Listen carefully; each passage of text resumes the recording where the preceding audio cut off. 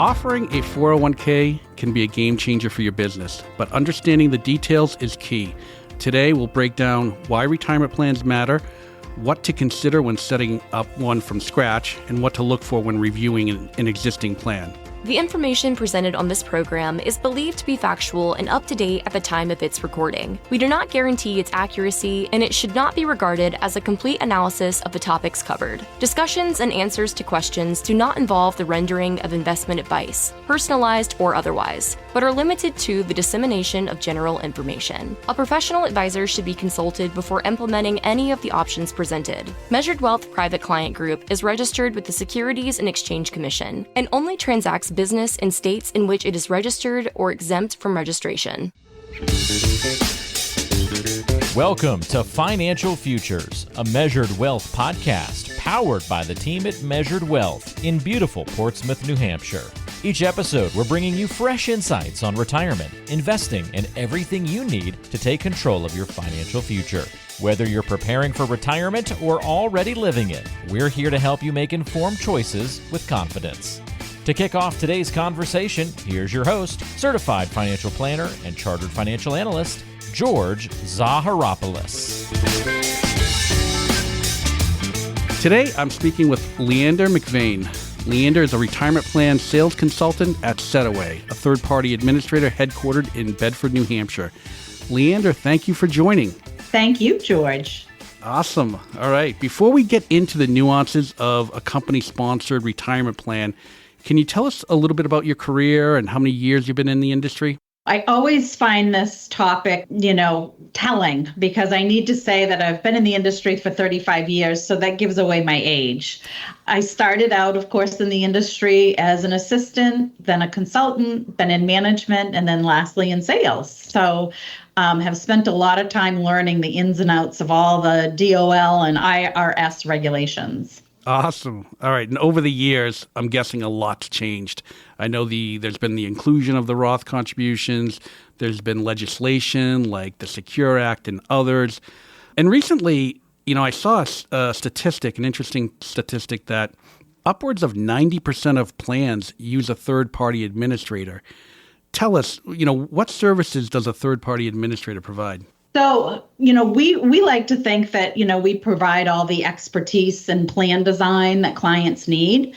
They can go to, a shop, and it's kind of like one-stop shopping, and TPA services would be kind of commingled in that. Take ADP, for example. But when they come to us, we sit down with the client and really try to figure out the goals of the employer, both for themselves and their employees, and really listen to what they need to accomplish. And, plan design, a big component in 401k plans. So that's really what we focus on, making sure that they're meeting their goals. If they're either setting up a brand new 401k plan or that their existing plan is actually accomplishing what they want to see happen. Is there a typical size of company that you work with mostly, or does it range? Yeah, typically we see, businesses from 120 employees and lower. A lot of startup plans. There's a lot of state mandates right now. So we do startup plans and help employers, small business owners in setting up that 401k plan. But for the most part, if you're talking thousands of employees, they're really going to be going to a very large bundled provider and not necessarily use TPA services. All right. And just for the audience, what's the difference between bundled and unbundled? So what that refers to is a company who is going to combine all the necessary components of having a 401k plan. The individual three components are a TPA, such as ourselves, a financial advisor, which is where you come in, George, and then we utilize a record keeper. And the record keeper is going to be where the money is housed and where the plan participants are going to be able to view their balances and make changes. So there are several record keepers that are TPA friendly And, it's usually the financial advisor, and we can as well try to help determine the record keeper.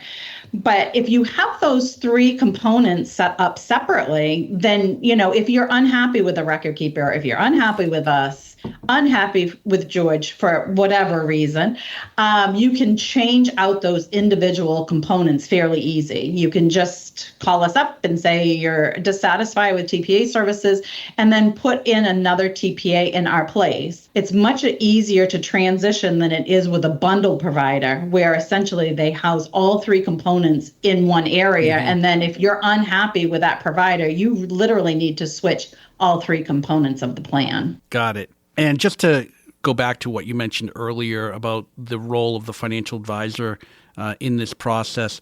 So as an advisor for our audience, our role is really to have the conversation about the different retirement plan options, because there are the 401ks, there's also SEP IRAs, there's simple IRAs, and a few others.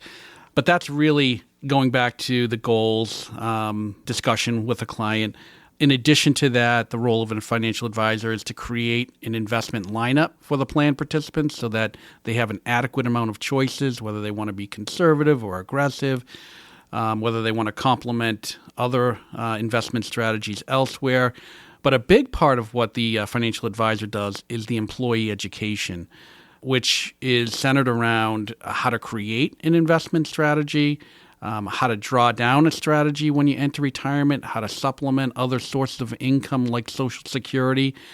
So that becomes a big part of what the financial advisor does. And of course, beyond that, there's service and support for the plan.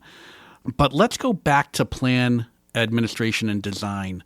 Let's say a company wants to start up a plan. What are some of the decisions that they need to make? So typically one of the first things we need to know is what their goals are. What are they looking to put into a plan? Typically they, come to us, or you bring the client to us, say that they want a 401k plan and they want to maximize. So it's really kind of uncovering what that means to them. Are they looking to put in $70,000 in the current calendar year for 2025? Or are they looking to do something much more than that? Or when they say maximize, are they really looking to put in $10,000? So, you really need to we need to figure out like what their goals are and where their starting point is. And then based on what they want to do, it really drives the plan design. It helps us determine what type of employer contribution they may want to consider. In order for them to keep deferrals into the plan, then they need to be what we call a safe harbor plan. That's an expense to them. So, we can help them figure out what that expense looks like, so then they can have an educated decision to move forward with the 401k plan. Excellent. And you mentioned something interesting about maximizing and potentially maximizing or minimizing taxes. But, in the first place, why create a plan for the employees? And I think that comes back to retention and helping employees create some sort of retirement security. But for maximizing or minimizing taxes, what can a business do in addition to the 401k? Are there some add-on options that can help them increase the amount that they defer in addition to what can normally be deducted from a paycheck? So that's kind of where back to the planning comes into play, because if they're looking to do some sort of tax deduction, a lot of times we get the CPAs calling, letting us know that there needs to be a tax deduction. So they need to put in $80,000 somewhere, somehow, in order to get that tax advantage. So, we work with them in trying to figure out exactly what they're looking to put in. And then if they're looking to put in way more than they can put into the 401k plan, there's always a cash balance plan option. There's an additional plan in place for them to really save the ultimate amount of money if that's what they're looking to do. Okay, so a lot of times amending a current plan or adding on a feature to an existing plan might be triggered by the CPA or financial advisor. Tell us about the compliance aspect. What is a 5500? So the 5500 is more or less a personal tax return for the 401k plan. It pulls together all the financial information that took place in the 401k plan over the plan year. Most of the time we see plan year being calendar year, but it really is plan year. You can have off calendar year end plans, but it basically outlines what the plan has for provisions, if you will, and a lot of the financial information, what the assets in total began with, what they ended with, and basically the activity that took place during that year. And is that something the third-party administrator participates in? Absolutely. Yeah. We actually prepare that return on behalf of the client, and they can either file it directly through eFast themselves, or we can file it on their behalf. But it is signature ready for filing when we get done with that return. Correct me if I'm wrong as well. Is a third-party administrator also involved in 401k non-discrimination testing and items like that? Can you just explain to the audience what that entails? Yeah, it's complicated. There are a variety of tests that need to be run. So the first piece of it is really trying to figure out who in the plan is considered highly compensated and who is considered a key employee. And based on the demographics that we receive from the client after the end of that calendar year or plan year, we determine who's highly compensated, who's key. Back to the bundled provider, they're going to leave that up to the client to make those determinations. So that's a pretty big ask for an employer who isn't trying to be an expert in the 401k plan business. So in order to make those determinations, you need to stay up to date with all the rules and regulations, which is obviously what we excel at. So after you make that determination, there's a variety of different tests that come into play that basically is looking at the benefits under the plan and do they lean more towards those highly compensated and key individuals, or is it proportionately acceptable according to the regulations? And that's kind of an easy way to put that. It really is complicated. Right. And if some of those tests aren't met to a certain degree, that could mean that some money needs to be backed out of the plan. So it could create some extra work and some issues with the plan, correct? It not only creates extra work, which is fine. That's what we're here to do. But it will create burdens on the employer. They're looking to obviously put a set amount of money into the plan, and they hope to do with their tax planning exactly what they had started to plan out to do at the beginning of the year. Once those monies get kicked back out to individuals, a lot of people usually get upset. That actually goes back to the plan design topic, where, an employer can choose to have auto enrolls and, have auto select amounts being deducted from the paycheck right away, and an employee would have to opt out of it. Are those possibilities on a plan these days? Yes, absolutely. Actually, with new startup plans, with the Secure 2.0 regulations, they're actually required to have automatic enrollment. So they actually need to implement that when they're starting up. But to offset that, the government has offered plan tax credits. So, once you offer that component into your plan, you get a tax credit for that. Not everybody typically goes through with the automatic enrollment. A lot of times the employees are kind of pulled to make their own choices. But if it's a plan provision, they get a tax credit for that. Leander, what other day-to-day items is a third-party administrator involved in? I think you might be approving transactions as well. Is that part of your role? Exactly. Yep. So typically what happens is employees are directed to the record keeper. So that's the third entity that we talked about. So the employees would go online and look to see really like what they have available for a loan or a distribution if they find themselves in a situation where they need money and they're looking to take it out of their 401k plan.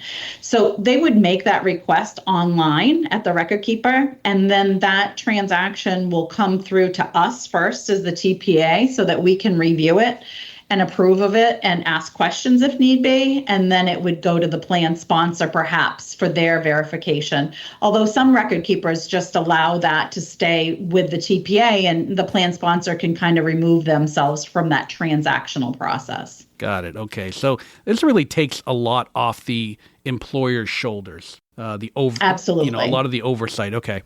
And I just want to go back to, companies that have existing plans.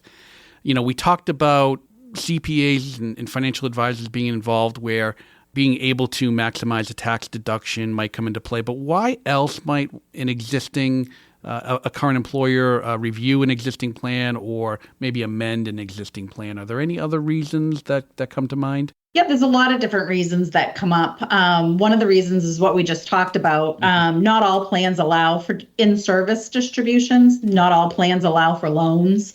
So from time to time, things come up during the year and an employee goes to the employer and says, I went online and I was looking to get money out of the plan and I see that there's nothing available to me. Like, how do I go about this? In a small business, if they get multiple requests, then, it may be time to relook at that and add that plan provision so that employees will put in the maximum amount because they know it in times of need they can withdraw it back out.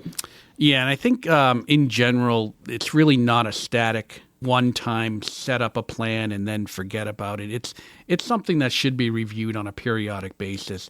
Absolutely. I think there's always ways to be able to enhance a plan or help increase the deferral percentages or the number of people that are participating in the plan, because ultimately the more people that participate, the more value the plan is providing the employer. So there is a lot of complexities that go along with 401ks. And Leander, I appreciate you joining me today. I want to sum it up by saying, figuring out the right retirement plan for your company can feel overwhelming, but with the right team supporting you, it gets a whole lot easier. If you're feeling challenged about the process of designing a new plan or maintaining an existing plan, let's talk. Leander, thanks again for joining us today. If a listener out there has any questions about 401k plans, about third-party administrators, about SetAway in general, how can they get in touch? The best way for them to get in touch would be to access our website, and that is SetAwayLLC.com. And that will bring you to a landing page, which does have contact information. Contact us. You can click your way through that, and you can either access us through email or by phone, as well as the website. Our phone number is 603-471-3369. And the email address, which will go to the company, hopefully route my way, is info@SetAwayLLC.com. Well, everyone, thanks for tuning in to Financial Futures, a Measured Wealth podcast. If you enjoyed today's episode, be sure to follow or subscribe on your favorite podcast app so you never miss an update. Want to learn more, get in touch, head over to measuredwealth.net, where you'll find prior episodes, helpful financial planning guides, and more. You can also call us at 603-431-1444 or email us at info@measuredwealth.net. That's info@measuredwealth.net. Thanks again for listening, and remember, the future will someday be the present.